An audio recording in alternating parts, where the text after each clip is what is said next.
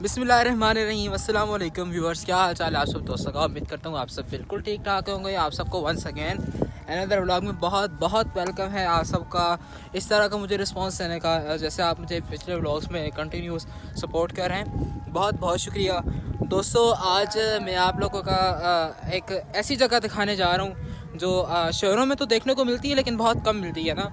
तो हमारे पास क्योंकि मौसम बना हुआ है तूफ़ानी जी, ये देखें पीछे आसमान पर किस तरह के ये काले बादल आए हुए हैं ना, और बड़ी शदीद हवा चल रही है। जैसे ये देखें ये सब्ज़ा कैसे लहलहा रहा है हवा में। तो इस तरह का मंजर है जी हमारे पास। तो कल सुबह 10 बजे के टाइम पे वैसे वेदर इस तरह का हुआ है और अब तक वेदर कंटिन्यूसली ऐसे ही चल रहा है ना। तो हमारे पास बारिश है और ये तूफ़ानी हवा अब तो काफ़ी कम हो गई है। मैं घर से बाहर निकलूँ, सर्दी इतनी ज़्यादा थी, सुबह बहुत ज़्यादा थी। अच्छा, तो इस तूफ़ानी हवा का हमें बैड इफ़ेक्ट क्या है, क्योंकि अब हमारे पास अल्हम्दुलिल्लाह गंदम की फसल अच्छी खासी बड़ी हो गई है, तैयार हो गई है। तो मैं आप लोगों को अपनी ये पीछे जी मेरा खेत है, इसमें गंदम काफ़ी हद तक छोटी, तकरीबन अब से अभी तक 1.5 फुट से 2.25 फुट के दरमियान जो गंदम का पौधा है उसका कद है। लेकिन जो बड़ी गंदम है वहाँ हमें इस हवा से कितना ज़्यादा नुकसान होगा या हो सकता है, मैं आप लोगों को वो बेसिकली दिखाना चाह रहा हूँ। मैं आप लोगों को लेके जाता हूँ वहाँ और आप लोगों को वो दिखाता हूँ।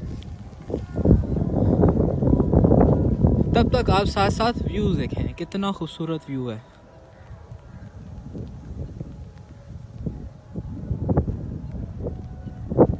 ये चीज़ यहाँ जो है ना बहुत उम्दा है। मैंने आप लोगों को पहले भी बताया था कि मैं कराची छोड़कर जब से यहाँ शिफ्ट हुआ हूँ, इस जगह को बनिस्बत शहर के इसलिए लाइक करना मैंने शुरू किया है। मुझे ज़्यादा पसंद है कि यहाँ पे आप नेचर के बहुत ज़्यादा करीब है। आप लोगों को धूप मिलेगी तो चमचमाती हुई धूप मिलेगी, सर्दी मिलेगी तो कपकपाती हुई सर्दी मिलेगी, बाहर आएगी तो बहुत उम्दा व्यू होगा, ख़ज़ां आएगी तो आप लोगों को एक अलहदा मंजर देखने को मिलेगा। तो ये चीज़ जो है और ये वक्तन स्टेप बाय स्टेप आती रहती हैं तो बंदे को बहुत रिलैक्स और काम करती हैं। मैं आप लोगों को बेसिकली ये दिखाना चाह रहा था जी दोस्तों। ये है मेरा गंदम का पीछे वो खेत, आप लोगों को नज़र आ रहा होगा क्योंकि इसमें अभी तक पानी खड़ा हुआ है। इस पर गंदम ये देखें जी काफ़ी छोटी है ना, बड़े आसानी से ये मैं आप लोगों को दिखा दूं तो इतनी सी गंदम है। अभी तक इस पौधे का मुश्किल 1.5 फुट तक कद है। तो ऐसी गंदम जो अभी छोटी हैं उनके लिए तो कोई ज़्यादा टेंशन की या परेशानी की बात नहीं है। इन्हें मैंने लगाया था परसों पानी, इस वजह से ज़मीन नीचे गारा बनी हुई है, नरम है बहुत। अब ऊपर तेज़ हवा चलेगी तो ये बूटा अगर पौधा जो है घिर भी जाए ना ज़मीन पर तो ये दोबारा उठ खड़ा होगा, धूप लगेगी क्योंकि ये अभी कच्चा है।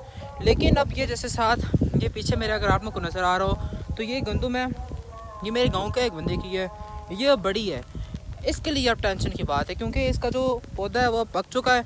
ये अगर अब खुदा न खास्ता तेज़ हवा चलने की वजह से घिर गया तो इसका फिर दोबारा खड़ा होना मुश्किल है। और अगर इस चीज़ को हम कुदरती आफत अपने इलाके में कहते हैं, अगर गंदम खुदा न खास्ता घिर जाए तो फिर वो उतनी कास्ट नहीं देती, उतनी उसमें से जितनी गंदम की पैदावार निकलनी चाहिए वो नहीं निकलती, उससे कम निकलती है।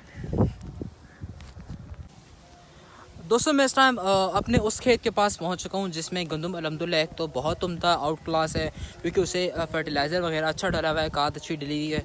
दूसरा उसमें गंदम घनी भी बहुत है। अब हम जहाँ बीज कम डालते हैं कम पैदावार उगती है स्टार्ट में, तो उसमें फिर जो शाखें हैं या केल हैं, जो पौधे के बच्चे हैं और पास निकलने वाली टहनियाँ वो बहुत निकलती हैं और वो गंदम बहुत आउट क्लास होती है। तो ये देखें जी मेरा ये सारा ये वो खेत है ना।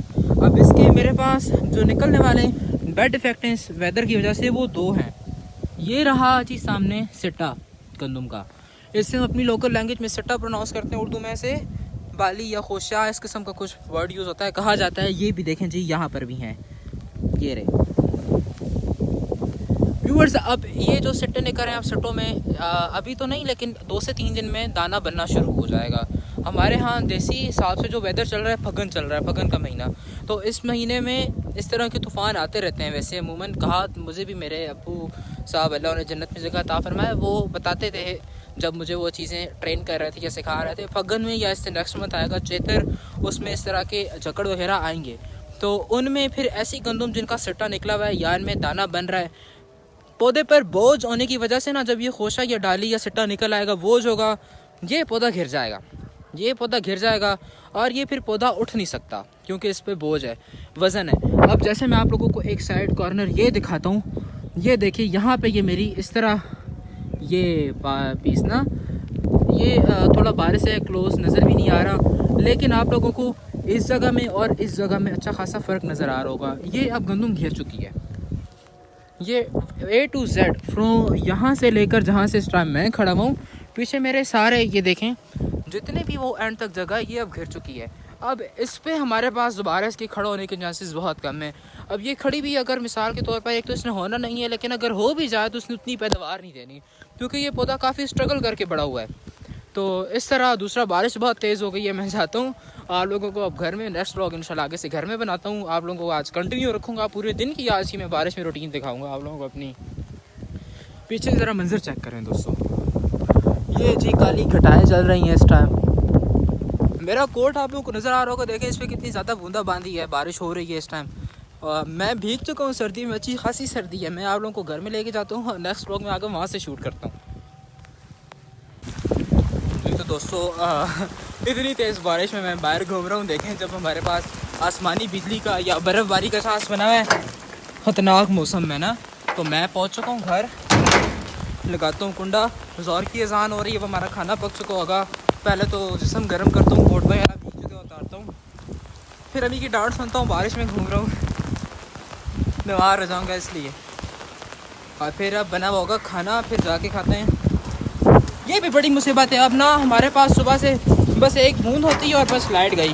लाइट नहीं होगी तो हमारी मशीन नहीं चलेगी, मशीन नहीं चलेगी तो गैस नहीं आएगी। तो ये सारी कंडीशन भी हमें बहुत ज़्यादा बुरी तरह फेस करनी पड़ती है।